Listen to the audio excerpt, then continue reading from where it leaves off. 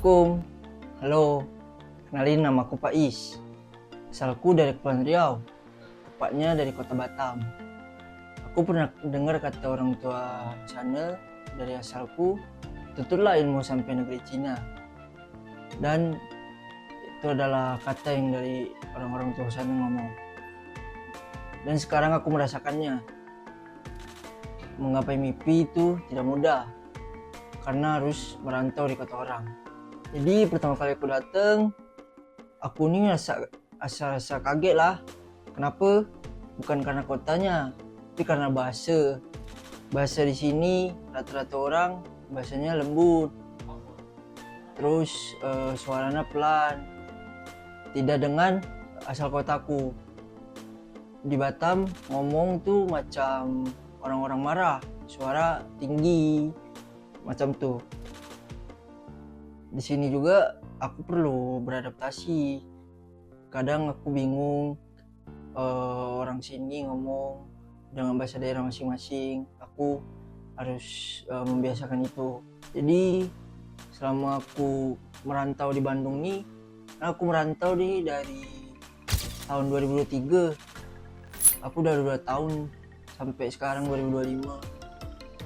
Aku cukup sudah bisa beradaptasi dengan orang-orang sini, budaya dan bahasa, ya lumayan sedikit-sedikit ngerti.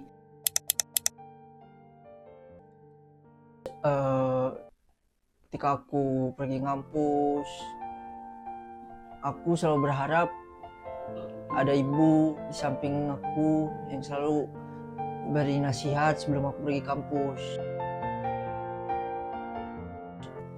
Karena ya macam berat lah, tak ada orang tua, jauh dari orang tua nih, macam tuh. Dan ya pasti selama kita merantau ya, mau orang manapun, ada namanya culture shock. Banyak lah culture shock di sini, Bandung. Macam yang awalnya tempat daerah aku Batam tuh panas sangat, di sini dingin. Aku harus menyesuaikan suhu tubuh. Apalagi kalau udah hujan, itu dingin sangat. Sini pertama-tama culture shock selain itu, selain udara sejuk, aku juga susah cari teman. Karena emang keterbatasan bahasa. Jadi ya macam itulah, susah dapat teman. Dapat teman juga waktu itu agak-agak sebulanan lebih pas sudah ngampus, macam tuh.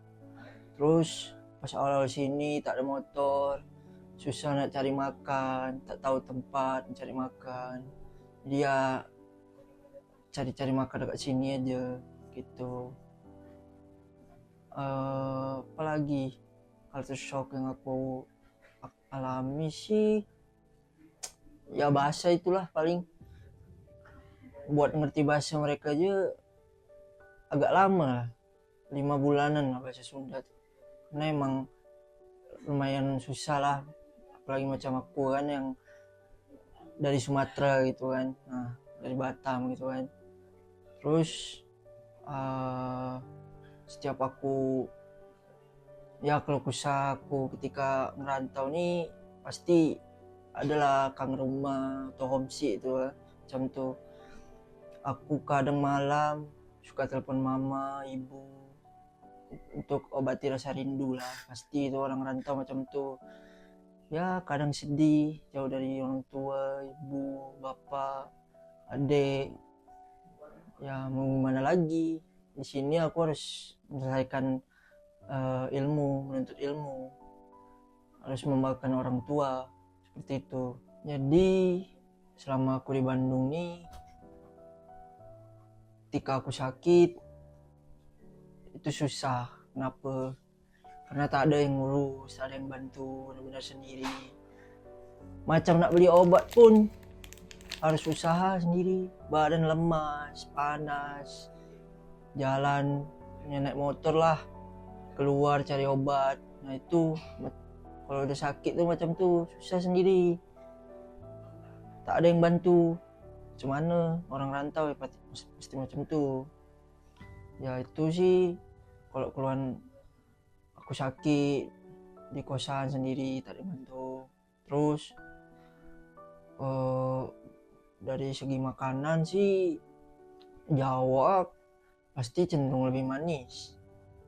Terus di asal daerahku di Batam, Sumatera itu asin rata-rata, makanan asin banyak. Di sini cenderung manis. Terus di Batam tuh banyak siput, di sini jarang. Karena ya di Batam tuh rata-rata laut, pantai, jadi banyak siput, makanan dekat. Pantai juga dekat. Di Bandung nih ke pantai harus ke selatan dulu, jauh. Bahkan waktu bisa 4 jam, 6 jam. Nah, kalau di Batam tuh dari rumahku nih ke pantai bisa 15 menit aja, dekat macam itulah. Terus macam liburan ya, perbedaan di sini.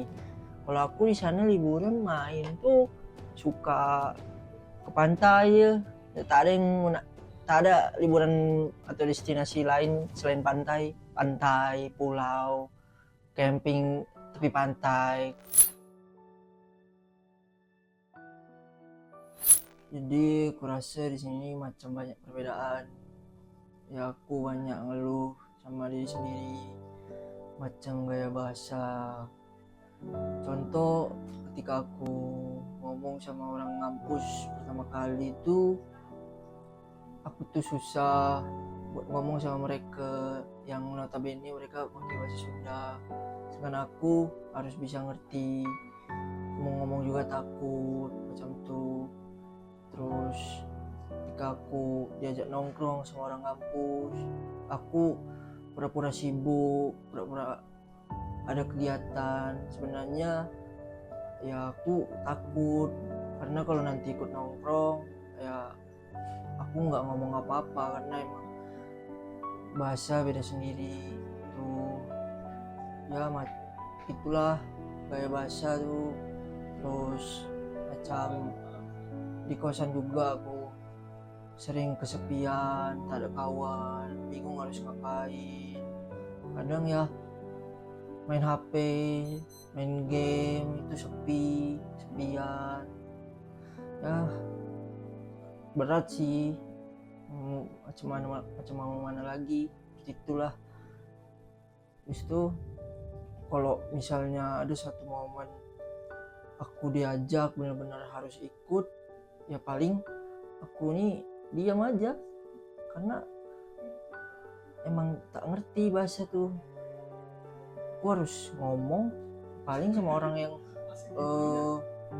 rantau juga, pakai bahasa Indonesia, bukan pakai bahasa Sunda macam tuh. Ya